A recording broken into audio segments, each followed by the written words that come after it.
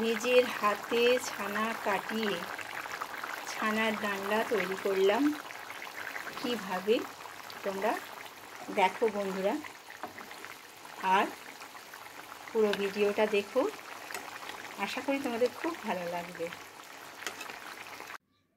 তো বন্ধুরা দেখো, আমি আলুগুলো কেটে রেখেছি। এবার আমি আলুগুলোকে সেদ্ধ করব। আর ছানাটা তো আগেই কাটিয়ে রেখেছিলাম। ছানাটা ভালো করে হাতে করে চেপে চেপে ঠেসে নিতে হবে। যত ভালো করে ছানাটাকে ঠাসা হবে ততটা ভালো হবে বড়াটা। তো দেখো, এটা হচ্ছে 1 কিলো দুধের ছানা। এই ছানাটা আমি পরে করছি, আগে আলুটাকে একটু সেদ্ধ করে নিই। তো বন্ধুরা, আমি একটু আলুটাকে সেদ্ধ করতে দিলাম। এটা একটা সিটি পড়লেই আমি বন্ধ করে দেব। তো দেখো বন্ধুরা, আমি কিন্তু ছানাটাকে খুব ভালো করে একদম ঠেসে নেব। অনেকক্ষণ ধরে মানে এটাকে চিপে চিপে চিপে চিপে, আর আমি জল একদম ফেলে দিয়েছিলাম। এতে একটু জল নেই, একদম শুকনো আছে। আর এতে আমি কি মেশাবো দেখো।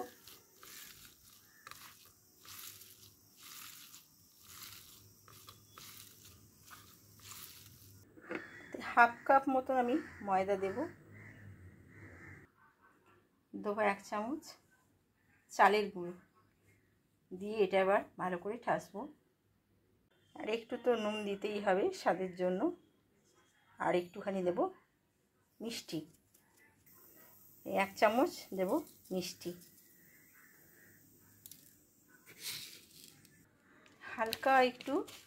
হালকা সামান্য একটুখানি লঙ্কা গুঁড়ো দেবো, একটু টেস্টটা ভালো হওয়ার জন্য আর কি।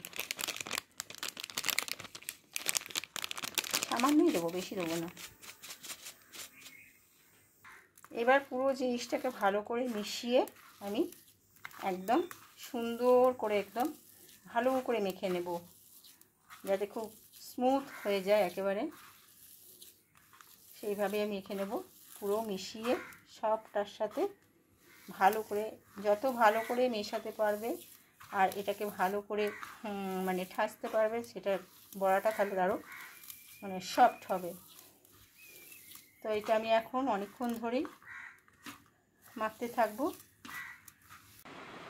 তো দেখো বন্ধুরা, আমি কিন্তু ছানাটাকে খুব ভালো করে নিয়ে আর একদম এরকম গোল গোল করে পাকিয়ে নিয়েছি।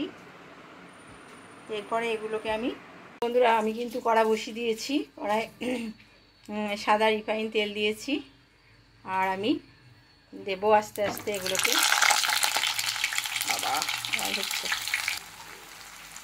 এই ছানার বড়াগুলোকে আমি একটু বেশ লালচে লালচে করে ভাজবো। একটু বড় সাইজেরই করেছি।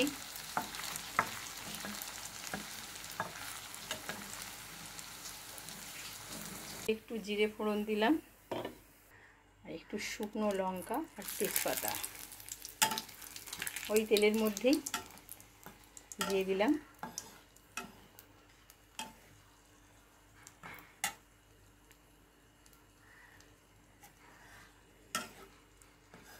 আর দেবো কি বলো তো, নিরামিষ মানেই হচ্ছে হিং। হিং তো দিতেই হবে নিরামিষ তরকারিতে। আসলে হিংটা দিলে কি হয় বলো তো, একটু গন্ধটা বেশ ভালো হয়। আমার স্পেশালি আমার কিন্তু হিং দিয়ে রান্না খেতে খুব ভালো লাগে।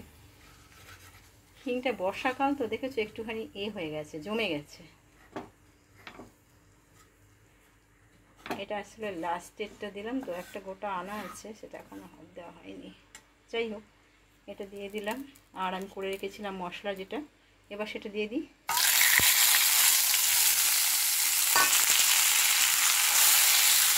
মশলা বলতে আর কি, ধনে জিরে লঙ্কা আর হলুদ, এই হচ্ছে মশলা। হ্যাঁ, আদা বাটা আছে, আদাটা বাটিনি, আদাটা ছেঁচে দিয়েছিলাম। তো যাই হোক,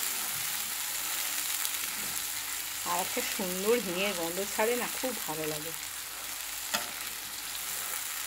আমি নিরামিষ তরকারি হলে যদি সেটা হিং দেওয়ার মতো হয়, সবেতেই তো হিং চলে না, তাহলে কিন্তু আমি সেটাতে হিং দিয়ে রান্না করি। বলতে পারো হিংটা আমার সবসময় লাগে। যাই হোক, এটা এখন একদম কষা হবে।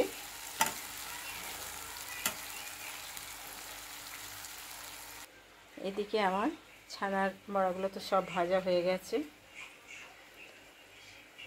বেশ ফুচকা ফুচকা দেখতে লাগছে, কিন্তু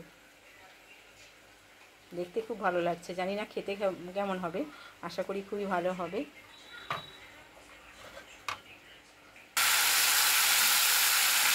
দেখো মশলাটা কিন্তু কষা হয়েই এসছে আমার।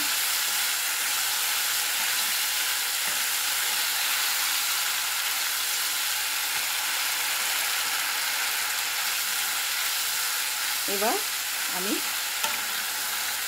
সেদ্ধ করা আলুগুলো দিয়ে দেবো। হ্যাঁ, সেদ্ধ করা আলুগুলো এতে দিয়ে দেবো। আমি আলাদা করে আলু ভাজলাম না, সব সময় ভেজে করা সম্ভব হয় না,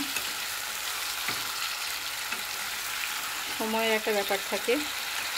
আর আদাটা ছেঁচে দিয়েছি, জানো তো, আদাটা বাটা হয়নি আজকে।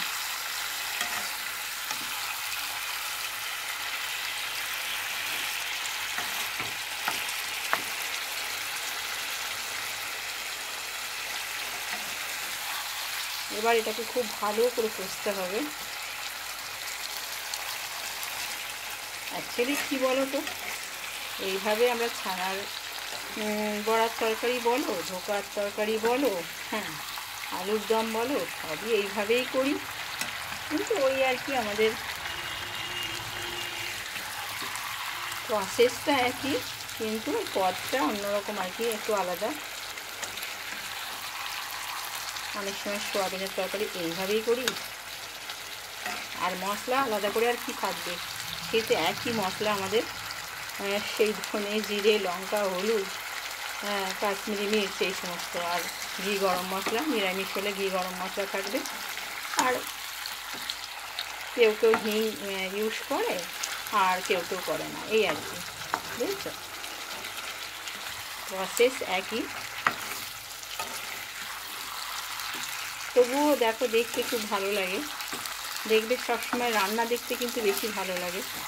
আর আমি দেখেছি যে কোনো ভিডিও দিলেই এতটা কেউ দেখে না, কিন্তু রান্নার চ্যানেল হলে রান্না টান্না দেওয়ার ফলেও কিন্তু তবুও মানুষ দেখে।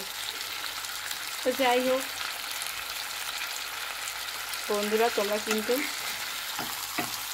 পুরো ভিডিওটা দেখো, স্কিপ করো না। হ্যাঁ, কেন কি খুব কষ্ট করে করি গো, অনেক কষ্ট করে করি, আমি না সকলে। সেই জন্যই বলছি প্রত্যেকের ভিডিওগুলো স্কিপ করো না প্লিজ, তোমরা পুরো ভিডিওটা দেখো।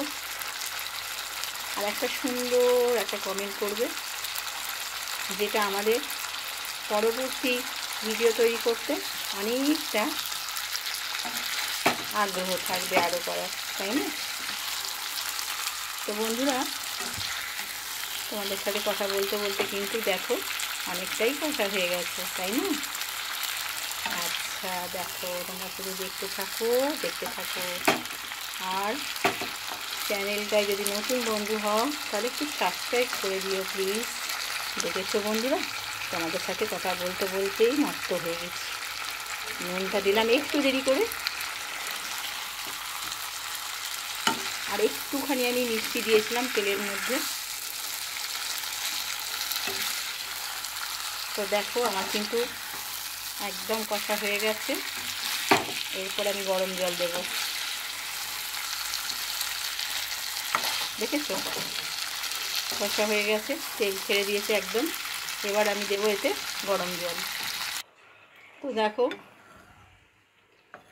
জল দিয়ে দিয়েছি। জলটা কেন বেশি দিয়েছি বলছো? আরে এ তো বড়াতে টেনেই নেবে, এত জল থাকবে নাকি? সব জল টেনে নেবে। দেখো লাস্টে তখন দেখবে যা পুরো জলটা গেল কোথায়। দেখো ঝোলটা কিন্তু টকবক করে ফুটছে, ঠিক আছে? তো খুব বেশি ফোটাবো না, সেদ্ধ আলু তো গলে যাওয়ার চান্স আছে।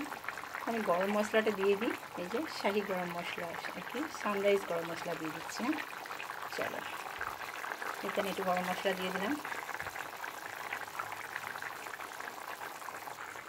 এবার আমি দেব ভেজে রাখা বড়াগুলো। তো দেখো এই বড়াগুলো দেওয়া মাত্র না, এবার এই জল কোথায় যাবে, সব টেনে নেবে জানো, তখন শুকনো শুকনো হয়ে যাবে। আর যার জন্য একটু বেশি করে জল দেওয়া। আর গরম মশলা তো দেওয়া হয়ে গেছে, আর বাকি রইল কি, বাকি রইল ঘি। এই যে 1 চামচ ঘি দিতে হবে। তো নিরামিষ তরকারি ঘি গরম মশলা না দিলে হবে বলো? দেখো ছানা বড়ার সুন্দর একটা ডালনা। ছানা বড়া, ছানাটা তো আমি ঘরেই কাটিয়েছিলাম, দেখলে তোমরা, কেনা ছানা নয়, বাড়িতে নিজে ছানা কাটিয়ে বড়া বানিয়ে ছানার ডালনা তৈরি করলাম। তো বন্ধুরা, তোমাদের কেমন লাগলো? ভালো লেগেছে? যদি ভালো লেগে থাকে কি করতে হবে? একবার বলেছি আর বলবো না, পাশে থেকো, সাথে থেকো অলওয়েজ। নেক্সট আবার একটা কোনো ব্লগে দেখা হবে। চলো ততক্ষণে বাই। দেখো বন্ধুরা, আমার কিন্তু নিজে হাতে ছানা কাটিয়ে ছানার বড়া তরকারি ডালনা আমার রেডি হয়ে গেছে। তো অপূর্ব স্বাদের হয়েছে।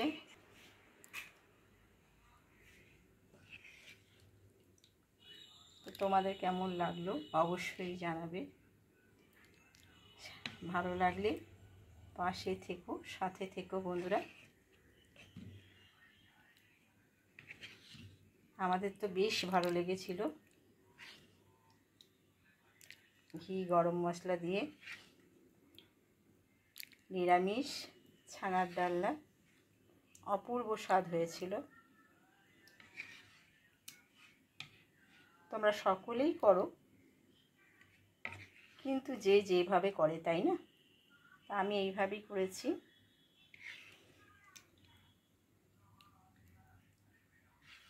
দেখতে তো অপূর্ব হয়েছে, খেতেও অপূর্ব হয়েছে, ভীষণ সুন্দর হয়েছে।